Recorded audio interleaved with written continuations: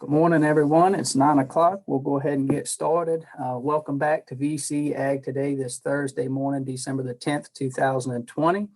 Appreciate everyone joining us this morning as always.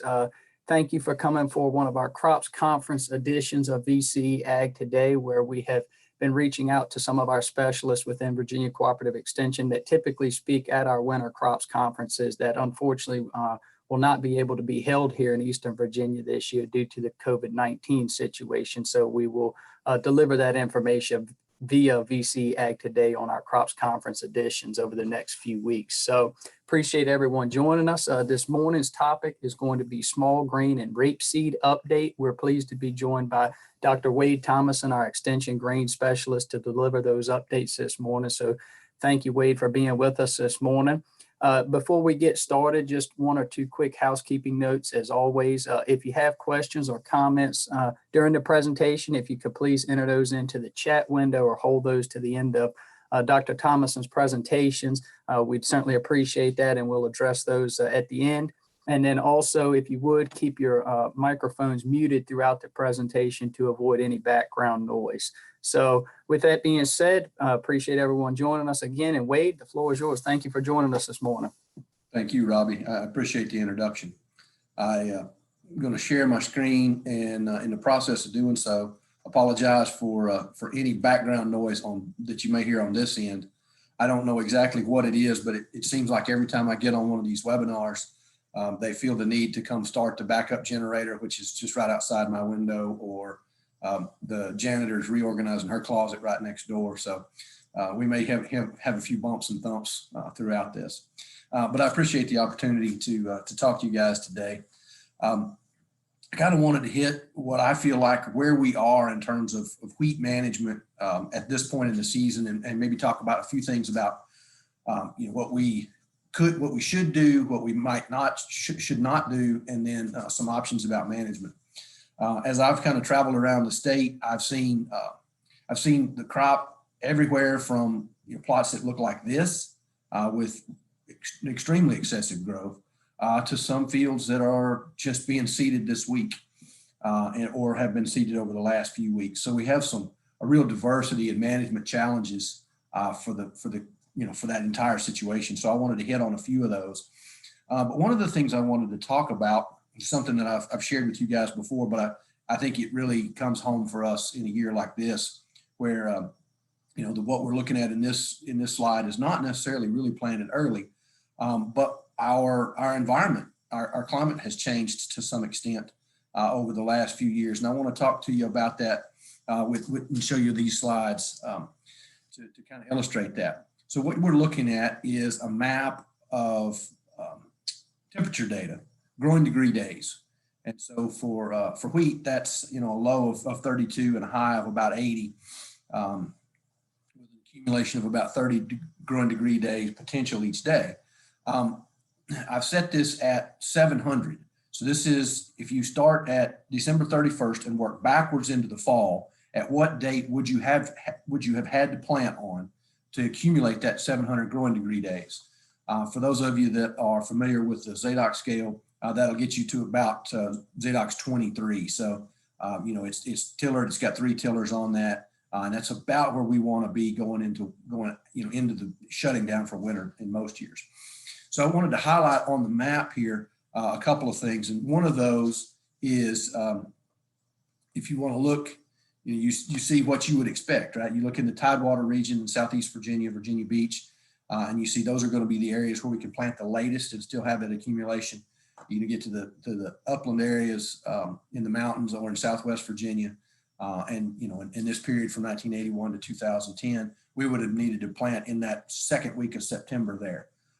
For those of you in the Northern Neck and Middle Peninsula, that ideal date typically would have been somewhere in that third week of October to the fourth week of October, which I think would ring really familiar to many of us who have been working in this industry for a while. But this is the 30 years from 1981 to 2010. If you fast forward to what was 2007 and 2017, and I need to update this, but I had a postdoctoral associate working for me who did this work. And so it was pretty easy to ask her to go pull all this data and build these maps. I just haven't taken the time to redo it. But I think this tells an interesting story nonetheless, in that if you look at where we are in the Middle Peninsula and Northern Neck now, we're solidly into that 4th week of October. And in fact, we've got some hot spots there, and in some areas down here in Tidewater, which are dates that weren't even on the previous map of that 1st week of November. So the point is that over the last 30 years, 40 years, we have moved to a situation where we are accumulating more growing degree days than we used to in the fall and early winter. There are management implications for that in terms of wheat, because if we plant earlier than normal or what used to be right on time, we're accumulating a lot more heat and getting a lot more plant growth than we might have in that 1980, 1990 periods. And so that's something I think we need to keep in mind, and it's sort of as an explanation for why some things are moving faster than what you would normally think they would be. But in fact, I think it's a progression of where we are in climate. Also, similarly, if you look at the data over the last 70 years, the average fall freeze date for Eastern Virginia is about 6 days later than it was 60 years ago. So that whole thing is moving to some extent in the fall. Now, the problem with that, though, is that, or one of the complications that we have with that, I guess, is to say that our spring freeze date hasn't moved that much.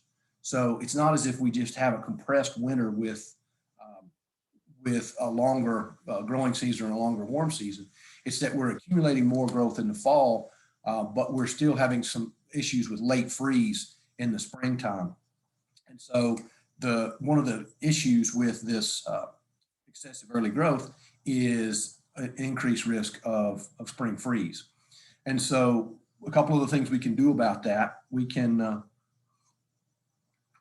choose to plant a little bit later, which I think is advisable given the climate situation that we just talked about. We can also choose varieties very carefully. And so as you look at this list, these are the heading dates for the varieties. There's usually about a week difference from the earliest to the latest wheats in our variety test. And so you have some flexibility. Maybe if you, for whatever reason, do need to plant really early, you probably want to consider something that would be a late heading variety in later groups. And those would be the ones that would have a plus sign here in this.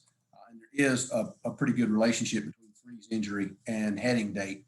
This is a couple of locations from a couple of years ago, but you can see these really early varieties in this particular case had quite a bit of injury. When we get out here, that these were later, obviously had much, much less. So that's one tool we have in the toolbox to manage that. The other thing, and probably a better indicator based on the trends that we see, is a measure that we include in the publication called early height. And early height it's exactly that. It's a measurement of the height of the plant, usually in January or early February, and almost without fail at the station there at Warsaw, we'll have a week or so of pretty nice weather. It won't be summertime weather, but it'll be 50s or maybe even 60s during the day. And we see a real differential response in our wheat varieties to that increase in temperature. Some tend to act like it's springtime and they stand up straight and begin to really grow, and others just don't. The ones that don't are waiting on day length cues in order to move to that rapid vegetative growth. But there is what we found over the years is that there's a very strong relationship between that early height and freeze avoidance. So it's actually a better predictor than heading date. So I'd say, choose a late heading variety, but if we're in a situation where we're going to, be worried about spring freeze, and probably the most crucial thing would be to choose those varieties that had a short early height measurement. That is, those that are waiting on longer days to initiate that vegetative growth. I just wanted to toss this out there and say that we're, several of the things that are going on within the breeding and genetics program here at Virginia Tech. Lots of things focused on efficiency, and then a focus on this, trying to really understand the causes for this. So looking at the interactions of photoperiod and vernalization genes across a number of different varieties, trying to understand exactly how this works, because now We have to take these early height measurements. We depend on the environment to be right, to be able to collect that data, so on and so forth. And it'd be much simpler if we could do this and predict that based on molecular markers. And so our new wheat breeder, Nicholas Santantonio, and I have visited about this, and I think he's going to continue to push this effort and try to capture these data. So we're trying to learn more about what's going on. Okay, so the other thing we have out there is we have some fields that are about where we want them to be. So this is on the left, and we have some fields that are planted a little on the late side because of the moisture that are probably not as well developed as they might be. And I wanted to talk about management with that, something that we've known for a few years now, and I think many growers are taking advantage of, but something that I wanted to hit again is this work with fall tiller management. I think everybody's familiar with the intensive wheat management program from a number of years ago, where we use tiller counts in that first spring application to determine the right rate at that GS25 application timing. But what we found in some of our work comparing conventional and no-till, of course, is that no-till wheat was growing a little more slowly, maybe not tillering as aggressively. And it's I think fairly simply due to the fact that that soil, bare soil, is absorbing that solar radiation and staying warmer later into the night and overnight versus the radiation that's being reflected by that residue. And so it's never being absorbed. And so, that canopy is just a little bit cooler. But we'd like to improve that tillering to be able to capture those high yields. We know we need 70 to 80 heads per square foot at harvest to reach optimum yields. And so we are thinking about now managing the canopy even in the fall as we move forward. And so one of the things I wanted to talk about was this opportunity for a Thanksgiving or early December nitrogen application, which would be timely for us right now as we still have some warm weather. What we're looking at is this is actually 3 different locations for these bars, the different colored bars.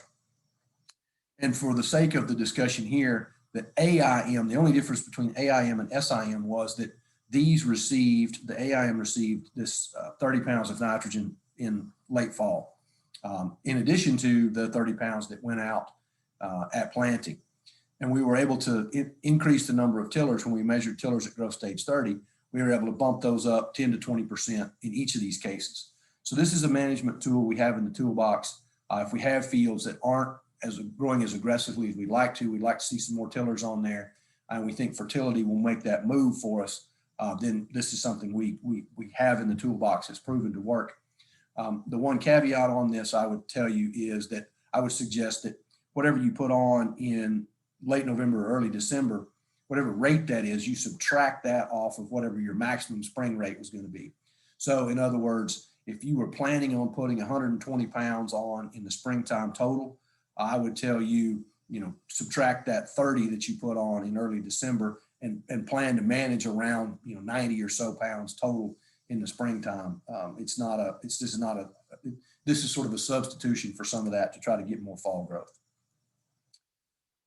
The other thing that I've seen this fall, and I know we're going to have some problems with next spring, is barley yellow dwarf virus, and the fact that it's being vectored by these bird cherry oat aphids and English grain aphids. Characteristic symptoms are these purple to reddish tips, stunting in areas of fields, turning yellow. These little guys, the aphids themselves don't do all that much damage. In fact, if you look at our spring thresholds, that's somewhere between 100 and 300 aphids per foot of row. In the fall, though, that number is 15 to 25 per foot of row. And so I've been encouraging people for several weeks now to have been scouting fields. And in a year like this, where we've had a lot of rain in some fields, I would even tell you to scout the fields that had insecticide seed treatment applied, just because that efficacy may be wearing off at this point.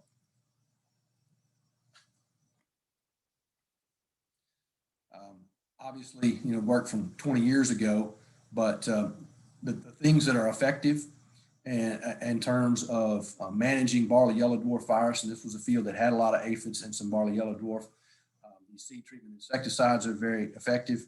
Spraying when there were no plants in the field did no good. but controlling those aphids in November and, in this case, November, but early December was completely beneficial compared to waiting until springtime for our end top dress. What this is telling me is that these aphids had already fed, they delivered the virus. By the time we got over here, it was too late to do anything about it. Our yield loss was here. That's when our virus came. So we've got to be aggressively scouting here in the fall period. The other thing I wanted to pitch out there too is something that I know I've shared with the group before, and something that Dan Brand told me. He always said that weed control in wheat is like football. It's a fall sport. And the reason I say that is, I've seen some data where, weeds are smaller, they're actively growing, so on and so forth. But I always use this slide to illustrate that point, because what happened here was you've got strips where the field itself was treated, but then we had untreated strip here, treated strip here, untreated strip here. And actually what you see, the weed you're seeing there is mare's tail. They're at harvest time. And the interesting thing though is that the herbicide we used here, we sprayed Osprey for control of annual bluegrass in the fall. So it had no efficacy, no effect on mare's tail, right? No control. Why did we get mare's tail control? Because we suppressed that bluegrass and let the wheat canopy then do its thing, and it in turn suppressed these mare's tails. So that's why I'm talking to you about weed control as a fall sport. I think that's a real advantage for us, is that taking away that weed competition so that our crop canopy works for us. Before I move on, do you have any questions? Because I'm going to drop off of wheat there and move on to rapeseed. Any questions about wheat at this point?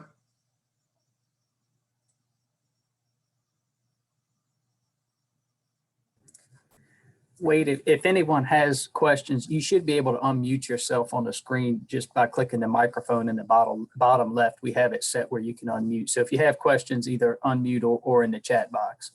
Absolutely.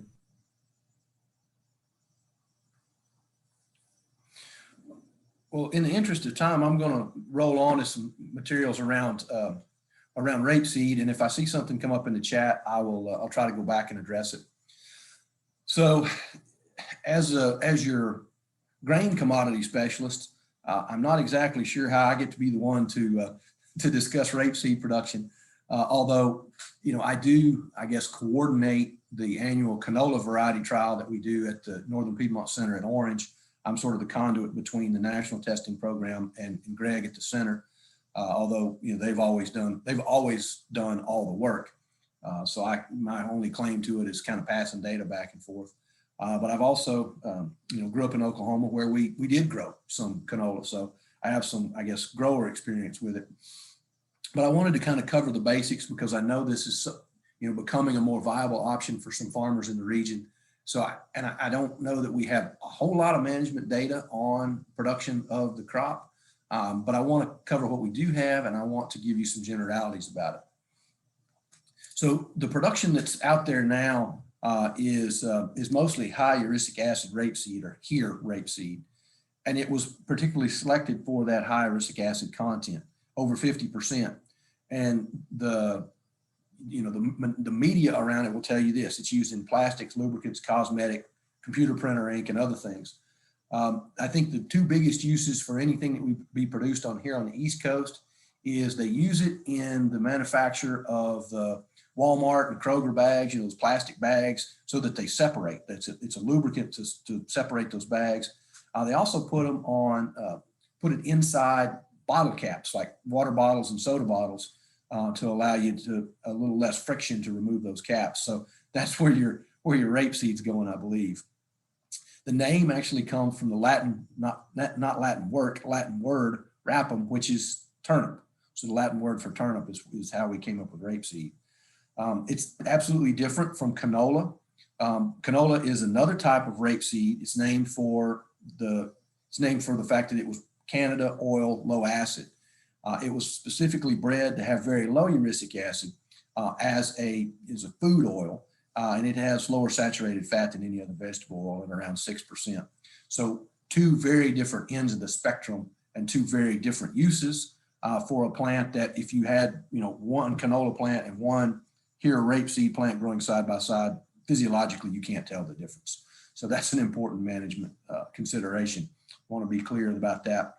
The other thing, I don't think there's any canola production near any Hearst rapeseed fields, but you do want to keep these, I think it's a half a mile distant from one another so that you don't end up with the dilution of that oil content on the rapeseed side. In terms of growing the crop, rapeseed is a lot like barley. It just does not like wet feet. You need to plant these crops on sloping or well-drained fields. You know, low-lying areas or areas that stay flooded and don't drain well is not a good idea for rapeseed. It just doesn't thrive there and just will not do well.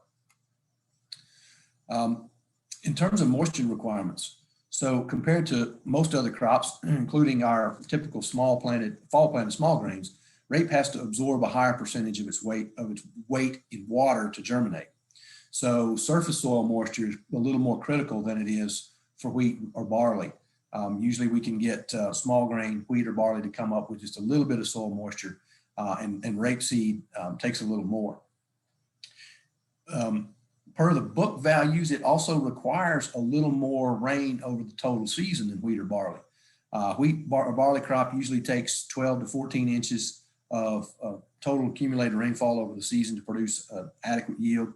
Rapeseed is going to be 18 to 24.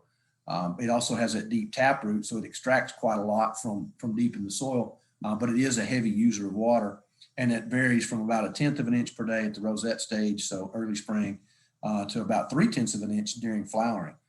So that can be, you know, we can run into some moisture deficits with rapeseed production, especially at those critical times.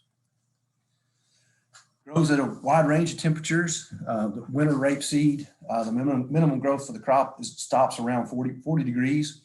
So it's a little bit more like barley than it would be a wheat or a rye, where those crops would continue to grow down to 32 or 33 degrees. This is going to shut down early, much earlier than wheat, for example. Optimum range is 55 to 86. So like a lot of other winter crops, that's going to be the range of linear growth, I guess. And then anything over 90 degrees, you tend to have a combination of heat and moisture stress. But it's not just moisture stress that occurs with rapeseed. It also absolutely experiences heat stress at temperatures above 90 or 92. And it's most damaging at flowering and during that period from flowering to pollen shed. So about a week during which those flowers can certainly be damaged by wheat, and so can the pollen. And cooler temperatures, and temperatures less than about 75, typically result in higher oil content. So if there are any sort of premiums associated with oil content, that is something that's favorable for us. One of the concerns we have with rapeseed is getting a good stand and getting it through the winter. This crop needs to be planted 2 to 3 weeks before we would normally plant wheat, because we need at least 30 days after it emerged before we get to the first killing frost. Otherwise, we tend to get a lot of plant injury and stand loss.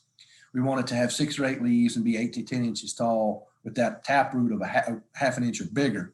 That's what's desirable to have going into that first killing frost. So again, this is one of those things where maybe that warmer fall, actually helps us with rapeseed, but we do need to consider this as it needs to be in considerably earlier than we would with wheat.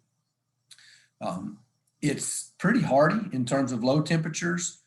We can get some tissue damage at temperatures around 20 to 25 degrees Fahrenheit with no snow, and and then you start to see measurable stand loss measured in our regional trials. When we start to get air temperatures below about 15 degrees Fahrenheit, we start to see plants actually die. And then, like other crops, it's highly susceptible to freeze damage in the spring during the flowering period. But the crop only about 50% of the potential flowers actually develop and are fertilized, and so it has the ability to compensate somewhat if we have a one-time freeze event during flowering, and then conditions are favorable. It still has quite a few more flowers that it can put out to still produce seed.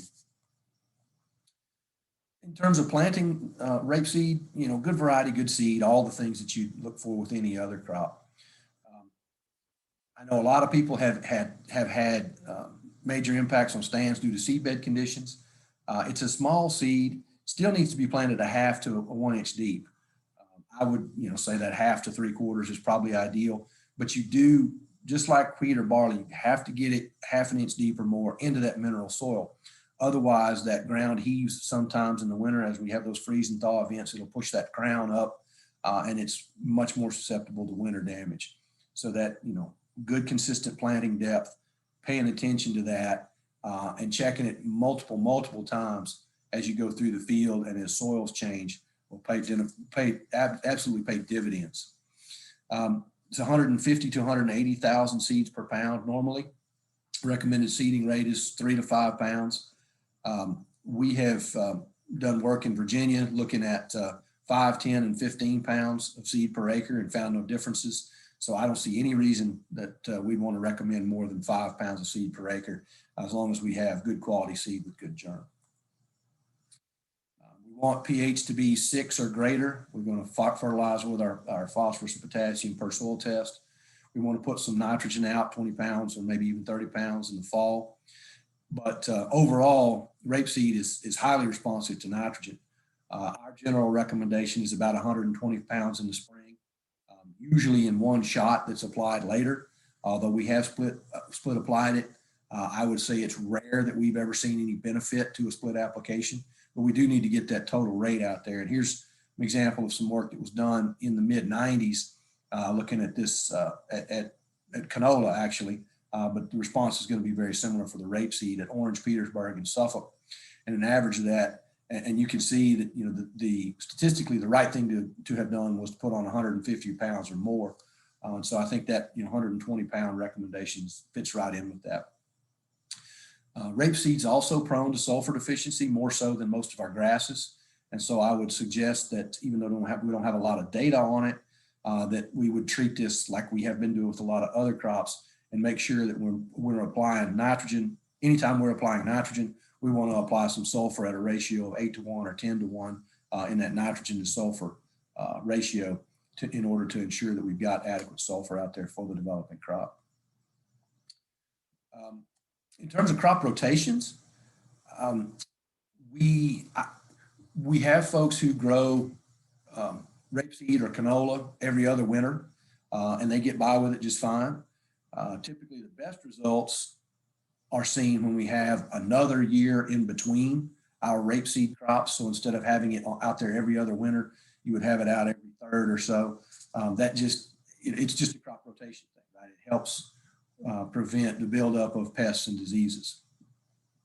Rapeseed is fairly sensitive to broadleaf herbicide carryovers and atrazine. So sulfonylureas, imidazolinones, the pursuits of the world, and that sort of thing. The atrazine label, I think, is 12 months after application, which is similar to wheat. And, and so we're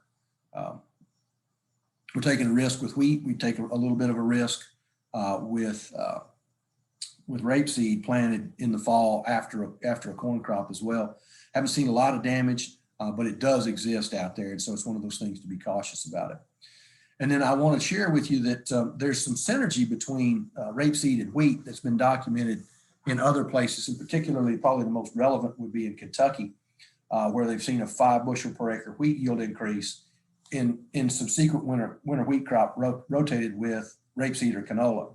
So instead of having wheat in a field every other fall, you'd have wheat once, rapeseed once, wheat once, rapeseed once. And what they demonstrated over, I think, an 11-year study was that the wheat that followed in that rotation that was greater separation between other wheat and followed that rapeseed the previous winter was an average of just a little more than 5 bushels per acre better wheat yield. So I think there's some real advantages there. I think it's a rotation effect of having another broadleaf crop in that rotation. It's also probably an impact of having 2 more seasons, 2 more winters between when we grow wheat or barley in those fields again too. So there's probably that consistent decline in pest populations. In terms of pest management, weeds in rapeseed can be hard because we just don't have very many herbicides available especially for broadleaf weeds. And so, we have some grass products that are labeled. We just don't have much in the way of broadleaf. So we typically go with, Treflan or Sonalan or something like that up front, and then try to plant early into really, really clean fields and try to get that canopy up so it outcompetes the weeds, because we don't have very many in-crop choices especially for broadleaf control. So in terms of insect pests, we've got these, it's like all of these mustards. These plants attract a lot of insects, some of them good, some of them bad. The ones that do damage that we know of are the striped flea beetle, aphids, cabbage seed pod weevil, and the alfalfa weevil. The only one that I've ever seen give us trouble here in the East Coast are alfalfa weevils. And that's the picture of that little guy there. They can be very detrimental. They feed on stems. They also feed on pods. But the fact of the matter is, they're fairly easy to control, and we do have, bifenthrin and pyrethroids labeled for application on rapeseed. So it's not a huge issue, but it's something that we need to scout for, plan for, and manage. It makes a good match with double crop soybeans, but I wanted to throw a caution out here and tell you that both of these crops are hosts for Sclerotinia white mold. And so, what I'm showing you is, this on the rapeseed stem, Sclerotinia on the rapeseed stem on the left, on a soybean stem on the right. So that's a consideration as we move forward and think about how we're going to manage this crop. We need to make sure that we're not double cropping where we have, a lot of Sclerotinia left over from our rapeseed or canola production, and then putting beans right into that. It'll just move from one to the other.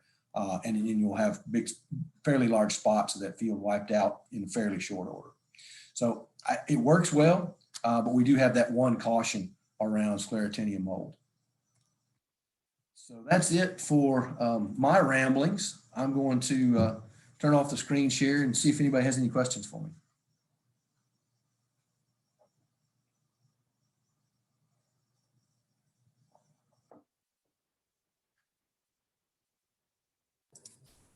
Any questions or comments for Wade this morning? Hey, Robbie, this is Mike. I got one for Wade. Yeah, go ahead, Mike.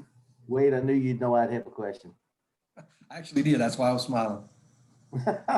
Wade, that chart you showed early on wheat, I have never understood what those numbers in parentheses were below the column, between the column and the table of data. You might have to go back. So you're talking about the variety testing publications. Yes. So the number in parentheses is the number of observations, so sites. Okay. So if it's I just couldn't figure that out. Right. So if it's a 1, we collected that data from one site. If it's yield or test weight, it's probably a 6 or a 7 in there. But that just tells you the number of entries it was. The number we used that we averaged over. I got you. That's my hard question for the day. I'm glad I can answer it. Let's keep them at that level. Thank you, Wade.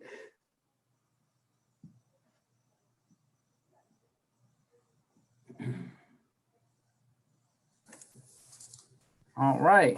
Any other questions or comments for Wade this morning? Wade, this is Bob.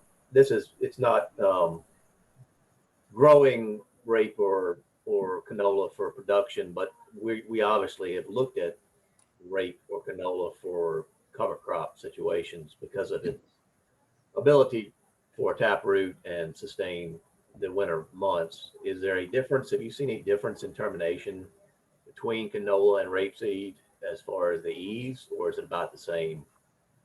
I know we're having problems. I had it this year with rapeseed, and I didn't know if canola would be able to be terminated easier with chemical.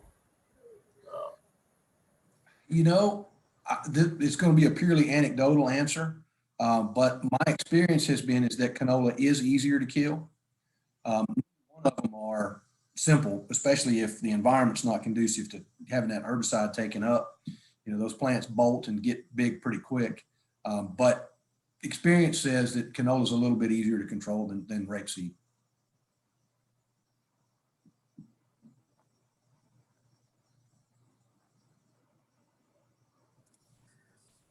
Wait, I see we had a comment in the chat asking, do you recommend using inoculants? I assume for the rapeseed. Yes, we typically do. It's one of those things. It's fairly cheap insurance for that to try to protect those little seeds. You know, that's one of the real struggles is trying to get those plants off to a good start. And yeah, I think that just about anything we can do to give it a boost, especially in the first 2 months of life, will definitely prove dividends as we get later in the season.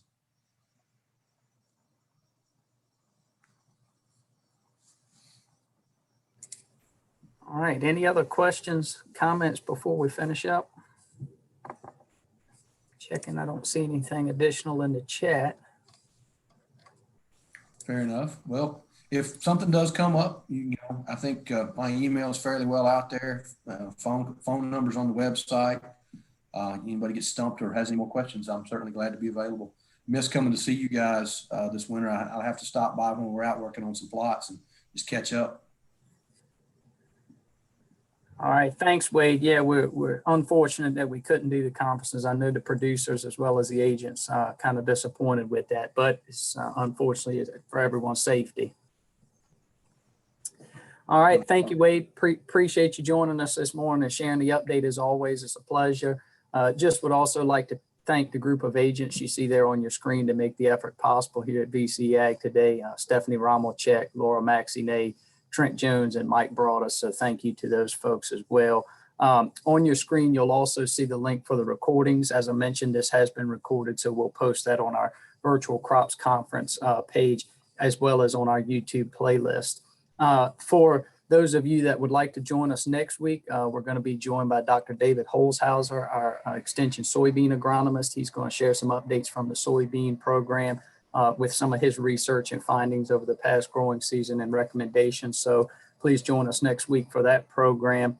And lastly, if you've joined us today or if you're listening to the recording, if you would, please visit our evaluation link. You'll see that scrolling through as well on some of the slides.